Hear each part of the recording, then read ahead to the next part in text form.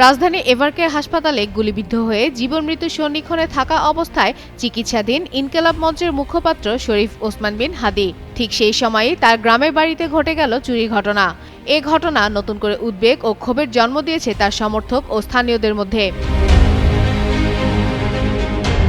শুক্রবার রাতে ঝালকাঠির নলছিটি উপজেলার পৌর শহরের খাসমহল এলাকায় ওসমান হাদির গ্রামের বাড়িতে চুরি ঘটনা ঘটে। বাড়ির জানালা ভেঙে ভেতরে প্রবেশ করে চোরেরা। নলছিটি থানার ভারপ্রাপ্ত কর্মকর্তা আরিফুল আলম বিষয়টি নিশ্চিত করেছেন। ওসমান হাদির চাচাতো ভাই সিরাজুল ইসলাম জানান, শুক্রবার রাতে বাড়িতে কেউ উপস্থিত ছিলেন না। এই সুযোগে চোরেরা জানালা ভেঙে ঘরে ঢুকে। তবে কি পরিমাণে মালামাল বা টাকা পয়সা চুরি হয়েছে তা তাৎক্ষণিকভাবে নির্ধারণ করা সম্ভব হয়নি। পরিবারের সদস্যরা বিষয়টি খতিয়ে দেখছেন। ওনার বাসায় আর কি পদরের আগ মুহূর্তে হয়তো সম্ভবত ওনার বাসার পেছনে যে খাবার রুম আছে ওইখান থেকে আর কি জানালা ছুটে ফেলাইছে। আর ভিতর থেকে ওনার বাসার নগদ অর্থ ছিল আলমারিতে, আলমারির লক ভাঙবে, এরপরে ওখান থেকে নগদ অর্থ এবং স্বর্ণালঙ্কার ছিল সেটা নিয়ে গেছে আর কি। না বাসায় কেউ ছিলেন না। পুলিশ বলছে খবর পেয়ে তারা ঘটনাস্থলে পরিদর্শন করেছে।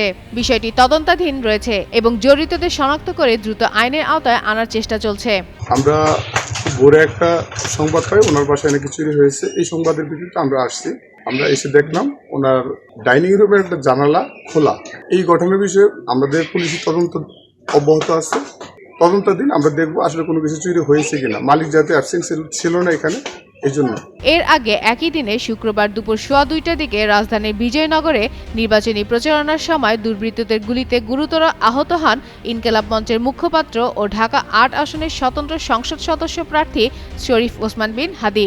গুলিবিদ্ধ অবস্থায় তাকে প্রথমে ঢাকা মেডিকেল কলেজ হাসপাতালের জরুরি বিভাগে নেওয়া হয়। পরে তাকে রাজধানী এভারকেয়ার হাসপাতালে স্থানান্তর করা হয়। বর্তমানে তিনি সেখানে লাইফ সাপোর্টে চিকিৎসাধীন রয়েছেন। এই ঘটনার পর ঝালকাঠি সহ দেশের বিভিন্ন স্থানে তার উপর হামলার প্রতিবাদে কর্মসূচি অব্যাহত রয়েছে। ফাতেমা ফাতেহ জান, যুগান্তর নিউজ।